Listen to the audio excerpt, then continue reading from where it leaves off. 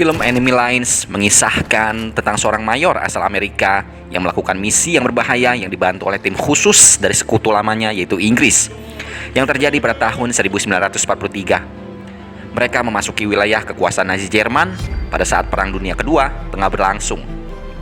Misi tersebut adalah menyelamatkan seorang ilmuwan berbakat asal warga negara Polandia yang saat itu sedang bekerja mengembangkan senjata pemusnah massal di bawah perintah Jerman.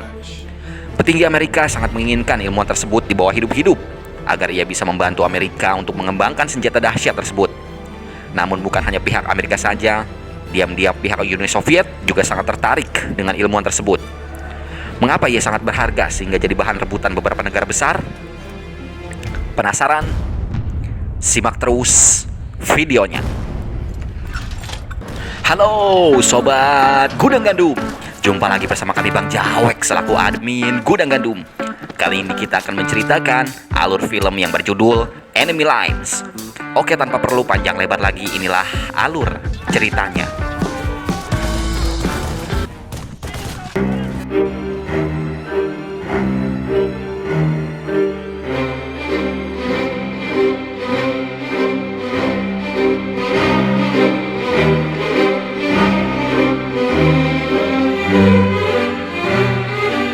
Awal cerita film dibuka pada saat malam hari di London. Seorang jenderal bernama MacLeod berkebangsaan Amerika tengah berbincang dengan Kolonel Preston, seorang perwira asal negara Inggris.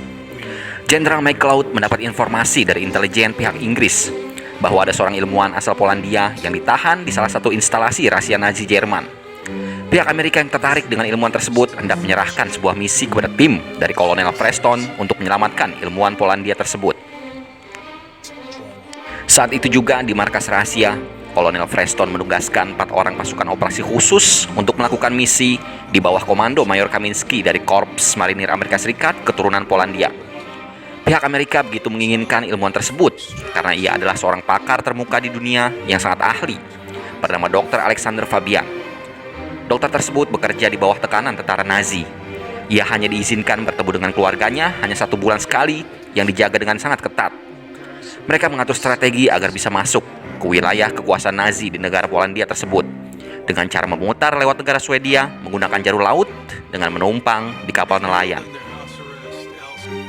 Pada malam itu juga mereka telah berada di perairan laut Polandia. Tetapi nahkoda kapal enggan mengantarkan mereka sampai ke tepi pantai karena banyak tentara Jerman yang berpatroli di sana. Mayor Kamiński dan yang lainnya harus menggunakan skoci milik nelayan tersebut, sementara sang nelayan menyalakan lampu kapalnya agar mengalihkan perhatian kapal patroli Jerman.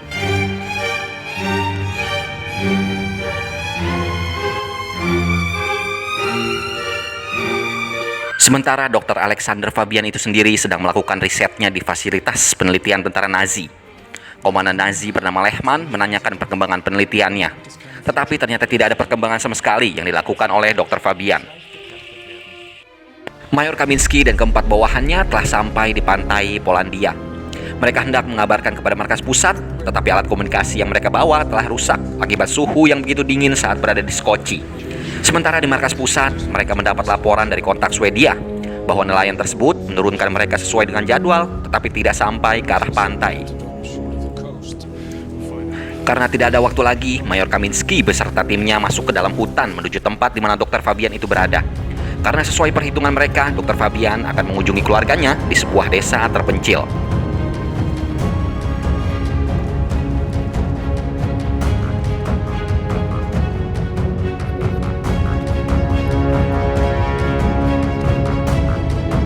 Akhirnya mereka telah sampai di desa tersebut untuk mengamati kondisi di sekitarnya.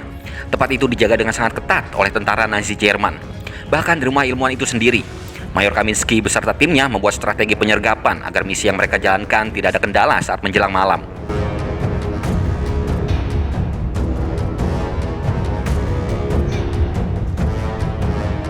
Pada malam harinya mereka mulai melakukan serangan. Semua tim Mayor Kamiński ditempatkan di posisi yang berbeda-beda sehingga memudahkan mereka untuk menghabisi seluruh tentara Nazi yang sedang berjaga. Tetapi salah satu dari tim Mayor Kamiński tertembak di bagian kaki.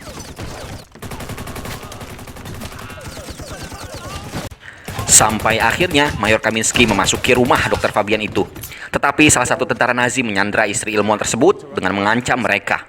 Dari arah belakang, ia ditembak oleh sniper dari tim Mayor Kaminsky. Tetapi istri Dr. Fabian tewas di tempat. Mereka yang tidak bisa menyelamatkan istrinya segera hendak membawa ilmuwan tersebut beserta putrinya. Karena memang misi mereka hanyalah menyelamatkan Dr. Fabian dan membawanya hidup-hidup, bukan menyelamatkan keluarganya. Kemudian Mayor Kaminsky dan timnya berencana pergi ke tempat para partisan Polandia agar mendapat bantuan dari mereka. Sementara di markas pusat, Kolonel Freston mendapat laporan bahwa pihak Uni Soviet juga tertarik dengan ilmuwan Dr. Fabian. Uni Soviet diam-diam telah mengirimkan mata-matanya lewat Polandia. Kolonel Freston yang panik segera mencoba kembali untuk menghubungi tim Mayor Kaminsky karena mereka khawatir Dr. Fabian akan direbut oleh pihak Uni Soviet. Pasukan khusus Uni Soviet telah berada di sana. Mereka ternyata kalah cepat dengan pihak sekutu untuk mengambil Dr. Fabian. Pasukan Soviet itu juga menyadari bahwa unit sekutu telah pergi tidak begitu jauh karena jejak kaki mereka terlihat jelas. Sehingga Uni Soviet akan mengejar mereka dengan menyamar menjadi tentara Nazi dengan menggunakan seragam tentara yang telah tewas. Mayor Kaminsky beserta rombongan pergi menuju tempat partisan yang berada di dalam hutan. Karena partisan tersebut dapat memandu sang mayor ke tempat titik penjemputan. Tetapi saat berada di tempat yang sesuai dengan peta, ternyata mereka semua tidak ada di sana. Tidak ada pilihan lain, Mayor Kaminsky pergi ke desa yang tidak jauh dari sana bersama Sersan Davidson untuk mendapatkan sebuah informasi dari warga sipil. Di sana mereka bertemu dengan orang yang kenal dengan Mayor Kaminsky. Warga tersebut mengatakan bahwa skoci mereka telah ditemukan. Para partisan telah meninggalkan tempatnya 2 hari yang lalu karena mata-mata Jerman telah meningkatkan kewaspadaannya. Lalu warga tersebut menunjukkan tempat di mana para partisan itu berada.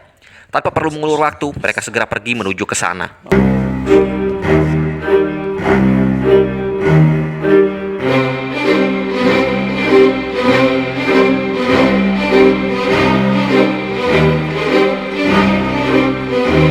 Saat mereka melakukan pendakian, tiba-tiba pasukan Jerman yang sedang berpatroli menemui mereka serta menyerangnya. Aksi tembak-menembak pun terjadi. Beruntungnya para partisan datang tepat waktu sehingga rombongan Mayor Kaminsky berhasil diselamatkan.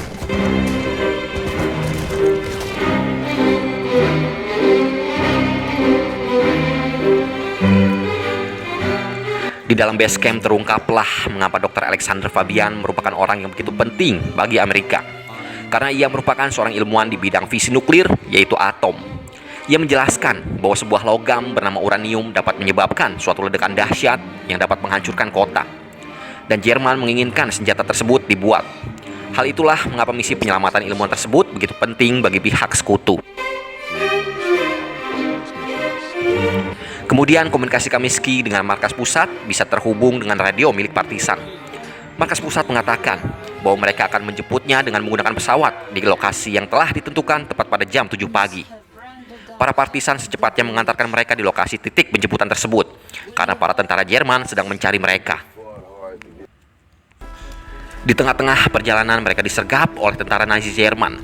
Ternyata salah satu dari rombongan partisan adalah mata-mata Jerman yang telah mengabarkan tentaranya. Rombongan Kaminsky berusaha berlindung serta menembak balik dari serangan Jerman.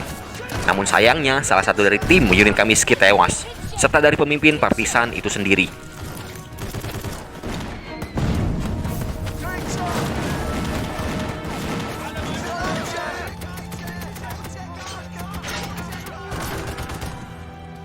Di tengah-tengah peperangan, tim khusus Uni Soviet memantau kejadian tersebut dari kejauhan, serta menunggu momentum agar pihak mereka lah yang mendapatkan keuntungan.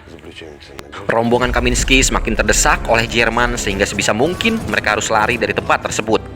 Akhirnya mereka berhasil lolos dari kepungan Jerman. Mereka yang tersisa kini berada di sebuah desa terpencil untuk beristirahat saat malam. Lalu di pagi harinya, tim khusus dari Uni Soviet telah berada di sana dan meminta kepada Kaminsky untuk menyerahkan ilmuwan tersebut. Kaminsky diancam oleh mereka. Keadaan menjadi terbalik karena Davidson sudah siaga untuk menembak mereka. Lalu partisan wanita menodongkan senjata ke arah Dr. Fabian dengan berharap mereka tidak memperebutkan ilmuwan tersebut yang telah menyeret negaranya ke dalam peperangan mereka. Tetapi wanita itu malah ditembak mati oleh putri dari Dr. Fabian yang baru saja bisa menggunakan senjata. Mereka dapat lolos dari sergapan Uni Soviet tersebut karena sebelumnya senjata mereka telah dilucuti. Menyisakan hanya tim dari sekutu, mereka segera pergi ke tempat titik lokasi penjemputan. Tetapi banyak tentara Nazi yang saat itu sedang siaga dalam penjagaan, membuat mereka semua ditembak oleh tentara Jerman. Beruntungnya mereka dapat melindungi diri.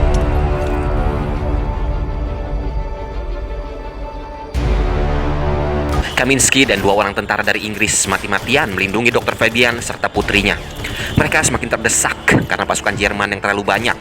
Sersan Davidson serta bawahannya mempertaruhkan nyawanya dengan menghambat pergerakan Jerman agar Dr. Fabian berhasil diselamatkan.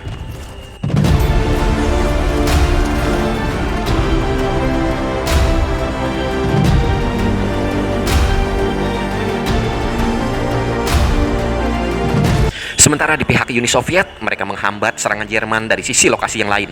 Mereka tahu betul bahwa di pihaknya tidak bisa merebut Dr. Fabian, karena mereka juga tidak menginginkan pihak Jerman berhasil merebut kembali ilmuwan tersebut, mengingat negara Jerman berdekatan dengan negara mereka.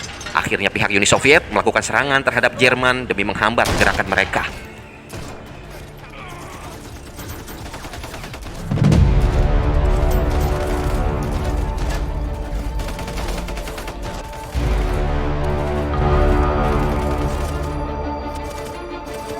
Dr. Fabian serta putrinya berhasil diselamatkan oleh satu-satunya tentara yang tersisa, yaitu Mayor Kaminsky sendiri. Mereka dijemput oleh pesawat yang sedang menunggu di wilayah zona merah.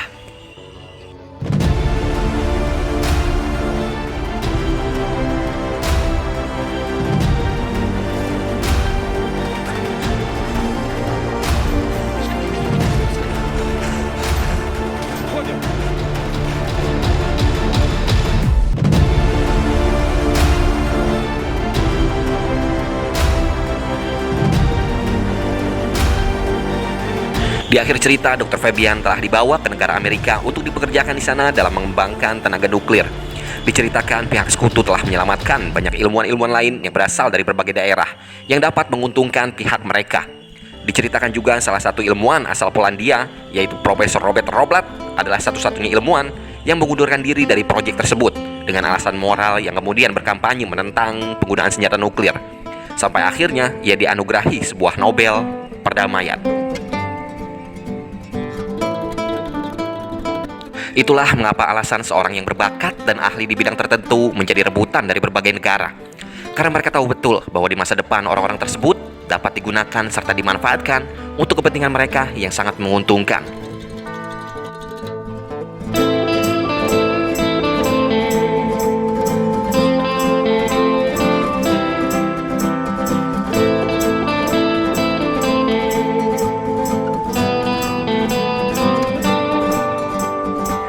Terlebih lagi saat partai Nazi telah berkuasa di Jerman, Hitler telah menetapkan untuk melarang para fisikawan Yahudi untuk mengajar dan melakukan risetnya. Nyawa semua orang Yahudi berada dalam ancaman, termasuk para ilmuwan-ilmuwan tersebut. Karena tidak ada pilihan lain, ilmuwan-ilmuwan terbaik Jerman telah melarikan diri ke negara yang dapat melindungi mereka.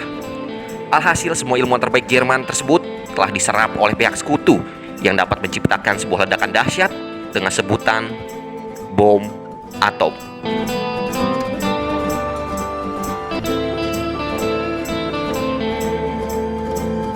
Nah, itulah alur cerita film Enemy Lines. Tetap dukung terus channel Gudang Gandum, karena kami akan selalu memberikan konten-konten yang menarik, nyentrik, tapi bermakna. Sampai jumpa lagi di hari selanjutnya.